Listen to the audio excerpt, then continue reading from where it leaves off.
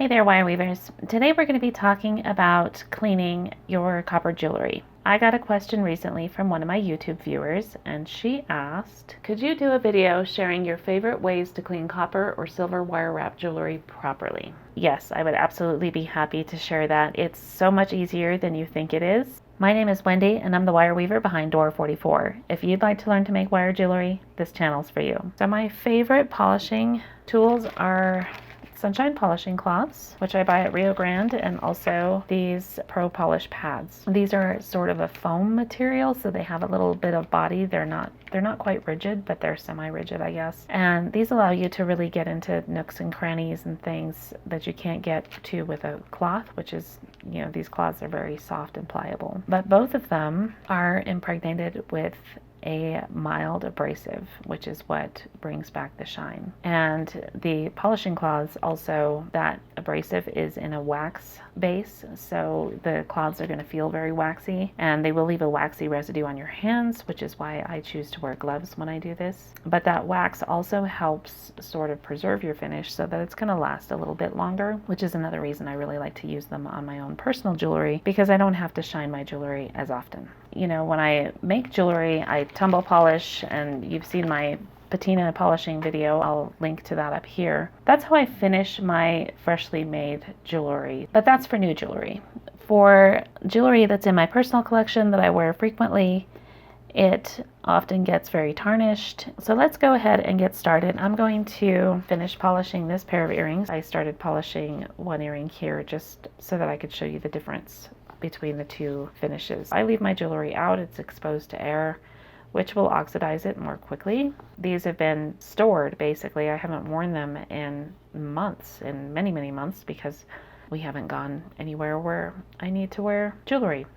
So most of my jewelry is starting to look a little rough, except for the pieces that I do wear every day. I'm going to show you how quickly we can turn this around. So this piece was just polished by hand with a polishing cloth and a Pro pad, and we're just going to go ahead and do this second piece now. So I will typically start with a Pro Polish pad, and that's because these pads, they're made with a foam material, and they have a little bit of body. You can see they're semi-rigid, but they're also soft and pliable, so you can get them into some really tight nooks and crannies. And I find that these work really well for cleaning things like ear wires. Now, these are commercial ear wires. They're lever backs, and they are plated on a steel base. So these are not components that you want to put in water. So I don't recommend using my copper cleaner, you know, which is just the vinegar and salt solution. I don't recommend using that for these ear wires because you do have some potential for rust here. So as you can see, I was able to shine up that ear wire quite quickly and easily just using a polishing pad. And now I'm going to get in on this briolet. I'm going to get in there with a polishing pad because that's also going to be more difficult to do with the polishing cloth. These polishing pads, because they have some body, it's just easier to get in there in some of those really tight spaces, and you can just, you know, give them a light sort of scrub with the polishing pad and see how those bright highlights are coming back. That's what we want to see. I don't want to take them all the way back to brand new, you know, new copper penny shiny, because I want some of that depth and dimension that the patina creates when it's in the nooks and the crannies. So again, that's why I don't typically use any sort of wet polishing method on my existing jewelry. I just dry polish it with Pro Polish pads and sunshine polishing cloths. So there we've got some nice highlights coming back there. See how pretty that is? And like I say, you can get in there in those really tight nooks and crannies with the edge of these cloths, which is what I love about them.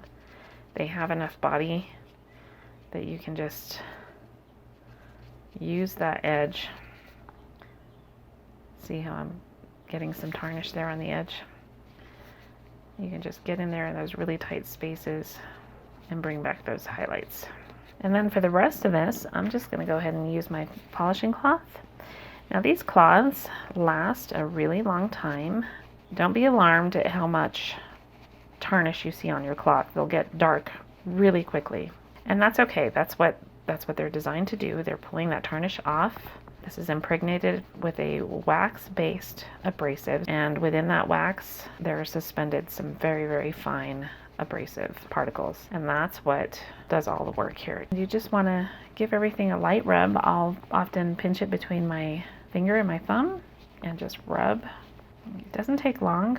You know, the more tarnished your jewelry is, the longer it'll take, but you can do this pretty quickly. If you just kind of maintain the finish on your jewelry regularly, you'll never have to really worry about bringing something all the way back from a really deep tarnish like these earrings had. There we go. They're already looking really good.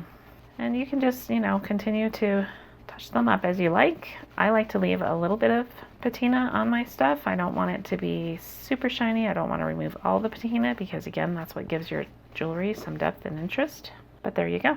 Now, just right there, those jump rings that are holding that pendant on there, it's tough to get in there with the polishing cloth, so I'm going to get in there again with my Pro polishing pad, and you can see that those highlights coming back now on those jump rings. And again, you can fold these and get them into all sorts of tight spaces. There we go. And here's the original one that I did just for comparison. And you can see now that they both look beautiful and shiny. And again, the polishing cloths are safe for most gemstones. Be careful around something soft like pearls or opals. These are cubic zirconia, and look how beautifully those shine. So there you go. That's all there is to it.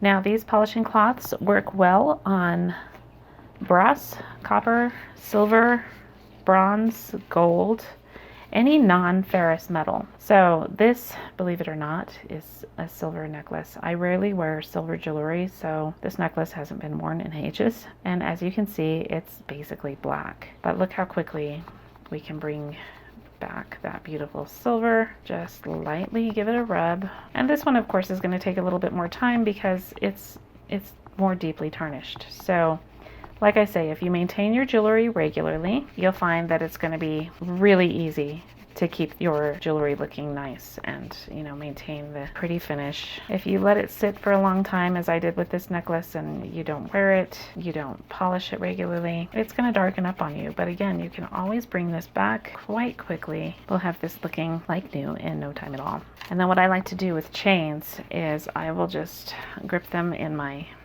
polishing cloth and pull it through, and just keep repeating that. And notice we're getting these sort of racetrack stripes on our polishing cloth, but look how beautifully that's bringing back the shine on that chain and those wrapped loops with the beads there. And look at the difference there. See how this chain has those bright silver highlights are back, while this is just a solid, dull black. Hello, Rose. Don't mind Rose, she wants to get in on the action here today. All right, so there you go. That necklace is back to its beautiful antique silver finish.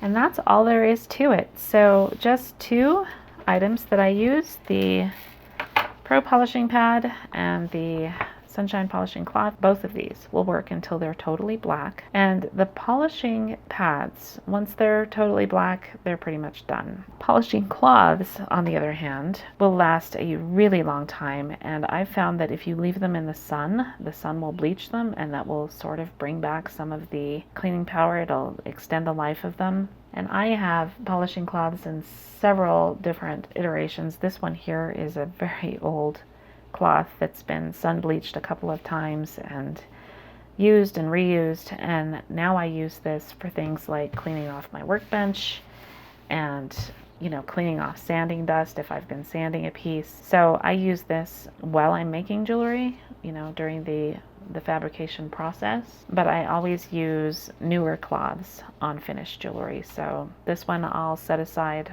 I'll store it in a Ziploc bag, so to, you know, maintain the moisture of the wax, and I'll just continue to use this and use it until it doesn't polish anymore, and then I'll go ahead and continue using it for cleaning and other purposes. So these are really great investments. They last a long time. They do a beautiful job. And this is far and away my preferred way to restore the finish on my copper and silver jewelry. If you'd like to try using a sunshine polishing cloth, I keep these in my shop. They're available for $5 and you will get one cloth rolled up in this convenient little storage tube. These are great for maintaining your everyday jewelry. I will touch up my jewelry before I wear it, just give it a quick shine, and I find that that maintains the finish on my jewelry beautifully. So again, these are available in my Etsy shop. I will link to those in the description.